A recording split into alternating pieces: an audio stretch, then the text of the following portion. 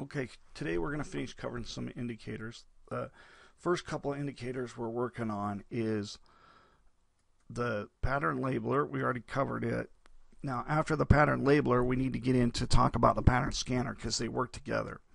So we covered this labeler. We brought up everything except for the inputs. Now, the inputs are pretty self-explanatory. They're fonts that you can use. Now, this one is where we get into the pattern scanner. Now, it'll scan for 32 different patterns and bring it up. Currently, we have about 18 of them online and documented with videos. Okay. Now, the pattern scanner, its whole purpose is to find one. You can do it with swaps or without swaps.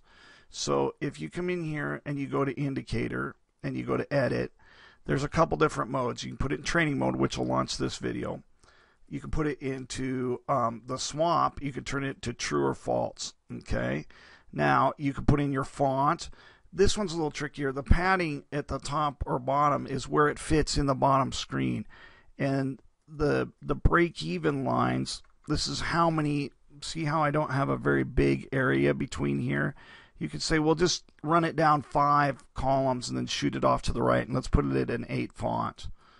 Okay, now let's click close. And what it does is it lays out the patterns sideways across here and brings them up.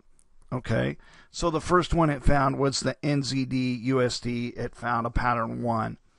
On the GBP, it found multiple patterns. Some could be bearish, some could be bullish. The labeler is only going to label the very end one, so you're going to have to analyze those close.